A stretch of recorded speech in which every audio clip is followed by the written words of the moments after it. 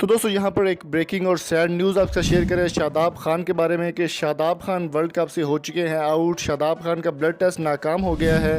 Hepatitis سی کا ان کو problem ہے۔ ہیپیٹائٹس سی بہت خطرناک بیماری ہے۔ سب سے پہلے آپ ان کے لیے ان کی صحت کے لیے ضروری طور پر دعا کریں۔ کمنٹ باکس میں ان کے لیے کوئی اچھا سا کمنٹ ضرور لکھیں اور ان کی صحت کے لیے دعا کہ اللہ تعالیٰ ان کو جلد از جلد ریکور کرے۔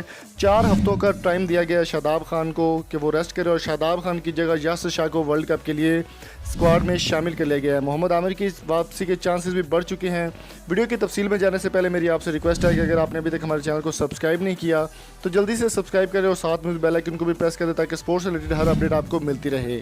اب بڑھتے ہیں مزید ڈیٹیلز کی جانب اور ویڈیو کو لائک ضرور کریں، شیئر ضرور کریں اور کمنٹ باکس میں شاداب خان کے لیے ان کی صحت کے لیے کمنٹ ضرور کریں۔ دوستو 18 اپریل کے ہونے والے اعلان میں اسکواڈ میں شاداب خان کا نام شامل تھا۔ بہت اچھے وہ بالر ہے، بہت ہی کمال کے اسپنر ہیں اور ان کو اب ایک بیماری نے گھیرا۔ ان کا ٹیسٹ لیا گیا، جب فٹنس ٹیسٹ کے بعد جب بلڈ ٹیسٹ کی باری آئی تو بلڈ ٹیسٹ میں یہ ثابت ہوا کہ ان کو ہیپیٹائٹس سی ہے جو کہ خطرناک بیماری ہے اور اس کے باعث ان کو ڈاکٹر نے تقریباً 4 ہفتے کے پراپر علاج کا ٹائم دیا کہ ان کا پراپر علاج کیا جائے۔ 4 ہفتے وہ کوئی بھی کام نہیں کر پائیں گے۔ تو اسکواڈ نے روانہ ہونا ہے انگلینڈ کے لیے اور ورلڈ کپ سٹارٹ ہونے میں بھی تقریباً 4 ہفتے ابھی باقی نہیں ہیں، بہت کم ٹائم ہے اور ان کے دوست حسن علی نے بھی اس بات کی تصدیق کی ہے اور ان کی صحت کے لیے دعا گو ہیں کہ اللہ تعالیٰ ان کو جلد از جلد صحت کاملہ عطا فرمائے۔ آپ بھی کمنٹ باکس میں ان کی صحت کے لیے ضرور دعا کیجیے گا۔